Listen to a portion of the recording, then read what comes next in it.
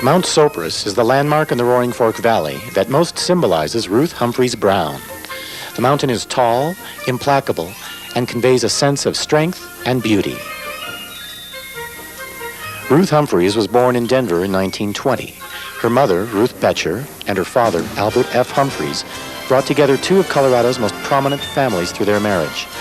They lived in a lavish style in one of Denver's most formidable mansions. Fanny and Charles Betcher, the noted philanthropist, also lived in Denver and created a tradition of wealth into which Ruthie and her sister Charlene were raised.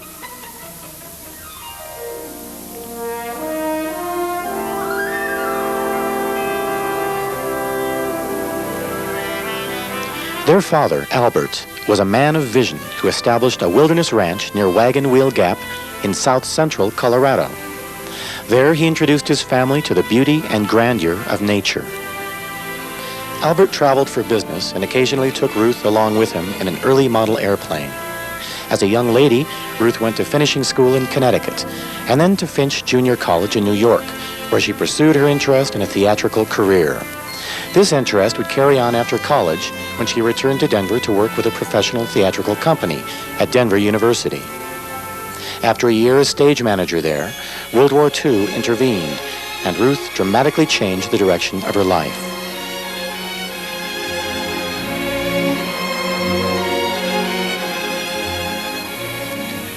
During the war, Ruth joined the Women's Air Force Service Pilots, better known as the WASPs. During her year and a half in the Air Force, Ruth was in the training command, flying military planes for bombardier training and towing targets for gunnery practice. Her interest and quick skill as a pilot were attributed to flying with her father as a child.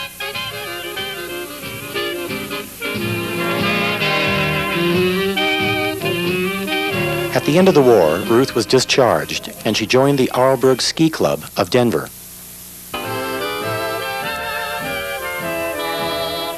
The group took excursions to Colorado ski resorts and eventually came to Aspen, where Ruth found a new home, new friends, and a new life. For an investment of $500, she bought a miner shack and painted it pink. It became the Pink House, where Aspen partied in some unconventional ways, as Harriet Rahm remembers. At 2 o'clock in the morning, Newt Klusmeyer rode his horse up to the house and said he wanted to speak to Darce.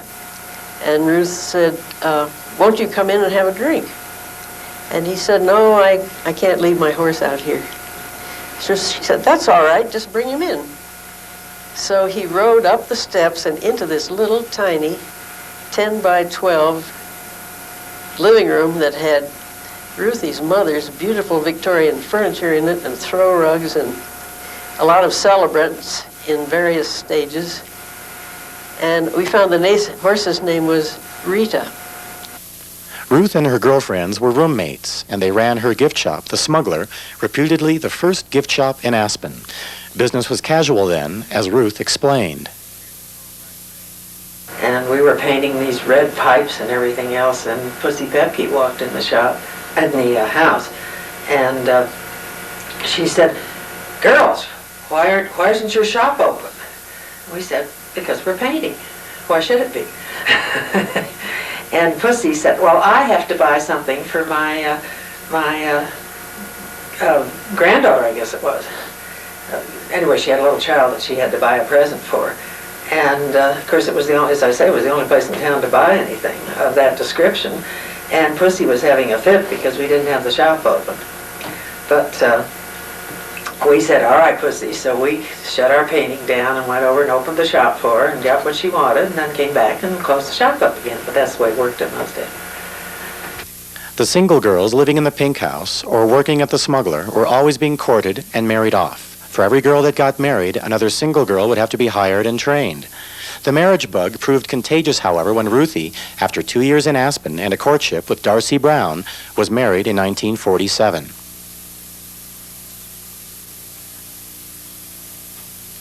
Ruthie and Darcy moved to Darcy's ranch near Carbondale, where they worked cattle, raised a family of 5 children, and lived a rugged Western lifestyle. Bob Perry, Darcy's brother-in-law, recalls the early days. You could count on Ruth to do her share of everything and anything. And she was what I describe as a first-class sport. I mean, there was no griping in her. And, she wasn't afraid to tackle any kind of a job. She'd do it. Diddy Perry recalls how Ruthie raised funds for a medical clinic in Carbondale. Nice Dr. Tubbs was the one and only doctor here. And when he retired, most people thought, oh, we'll never have a doctor. There's a doctor in Glenwood, Dr. Nutting, and a doctor in Aspen, and Dr. Twining. And they just didn't think Carbondale would have a doctor. And many people wanted to have a doctor here and wanted a clinic. And so Ruthie put on a wonderful party. It was a gambling party and raised quite a lot of money to get the clinic off the ground and going. Miggs Durrance. Probably the most generous person I've ever known, and also the most modest.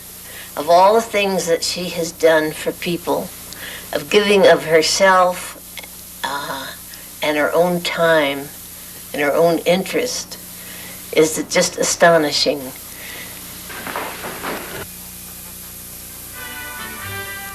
Well, we used to, of course, ski down Roach Run was about the only way down in the old days, and then they finally more or less cleared out Spar Gulch, but not, of course, not the way it is now. It was more just like a steep traverse on one side rather than a gully gulch. And so those were the only two ways off the mountain. And I've skied for years and years and years, but I'm still not that great a skier to handle a lot of that stuff up there. And so I just felt that there should be some sort of easier way to come down. There must be a way to cut a trail to come down off the mountain. Skiing wasn't her only interest. She also built the Brown Ice Palace, which today is known as the Aspen Ice Garden, one of Aspen's most popular recreational amenities. Ruthie describes her early vision of the Ice Palace.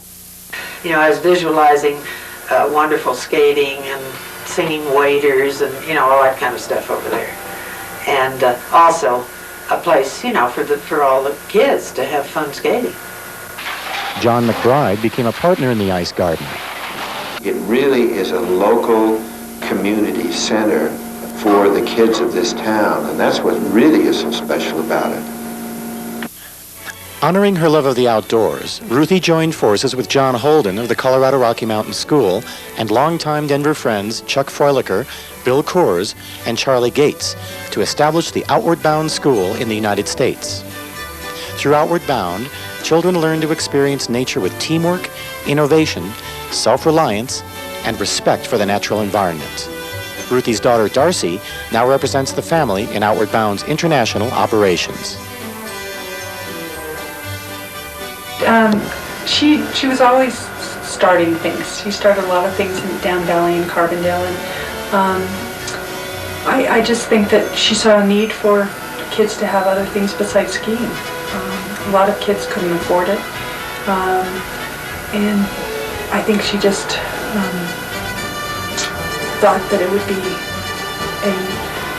a different, just provide kids with a different choice. Thanks to a rare generosity of spirit, Ruthie has given her time to Aspen Valley Hospital, Anderson Ranch, the Aspen Historical Society, the Hall of Fame, and the Blind Outdoor Leadership Development Program. She created the Aspen Alcoholic Recovery Unit, a program that has helped many toward a better quality of life. John Rahm. As far as I'm concerned, Ruthie could be called Mrs. Aspen.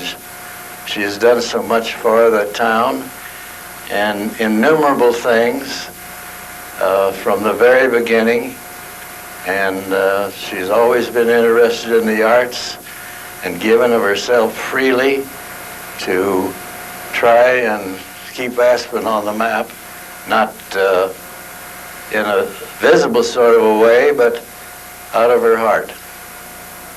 Ruthie continues to bring positive changes to the Roaring Fork Valley through her boundless generosity, rugged tenacity, and indomitable spirit.